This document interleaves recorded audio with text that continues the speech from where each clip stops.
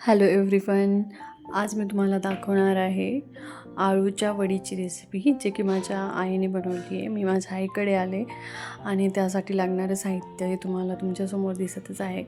माझी खूप फेवरेट आहे आळूची वडी, मला खूप आवडते. तर माझ्या आईने स्पेशली बनवली आहे. त्यासाठी मिरच्या, कोथिंबीर, लसूण, जिरं, त्याच्यानंतर ओवा, हे सगळं आणि पांढरे तीळ, मीठ, हे सगळं आपल्याला बेसन पिठामध्ये टाकायचं आहे.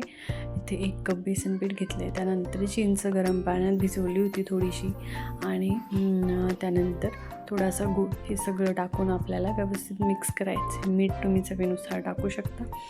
सगळं अर्धा चम्मच घेतलेलं आहे. जिरे, ओवा वगैरे सगळं हे व्यवस्थित भिजवायचे. आपल्याला चिंच आणि गुळ यासाठी टाकायचं आहे, कारण की आळूची पानं गळ्यामध्ये खवखवतात. तर ते खवखवू नये म्हणून आपण चिंच आणि गूळ टाकायचं आणि त्याने चवसुद्धा चांगली येते. हे आपल्याला व्यवस्थित अशा प्रकारे भिजवायचे आणि थोडीशी हळदही टाकली नंतर, जेणेकरून रंग चांगला यावा. व्यवस्थित भिजवायचे आणि आळूची पानं व्यवस्थित धुवून ठेवायची आहे पहिलेच. आणि इथे माझी मम्मी बघा बनवती आहे.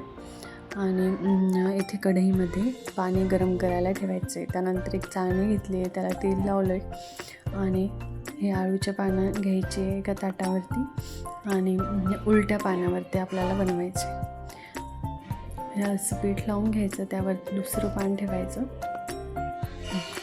असं उलटं ठेवायचं.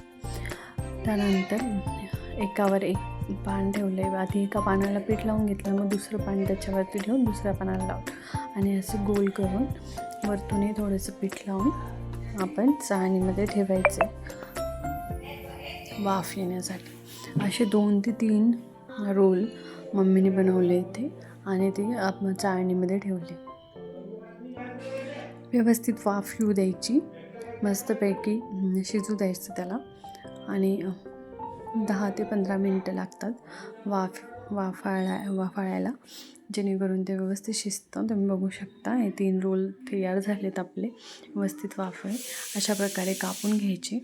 तुम्ही कमी जास्त मोठे छोटे तुमच्याप्रमाणे कापू शकता. आणि मम्मीने ते डीप फ्राय केले तर व्यवस्थित कुरकुरीत होतात. तुम्ही शॅलो फ्राय पण करू शकता. थोडंसं तेल टाकायचं तव्यावरती आणि टिक्कीप्रमाणे रेसिपी आवडली असेल तर लाईक, शेअर, सबस्क्राईब नक्की करा आणि कमेंट करून सांगा की रेसिपी कशी वाटली. नक्की बनवून बघा, खूप टेस्टी लागते. Thank you so much for watching.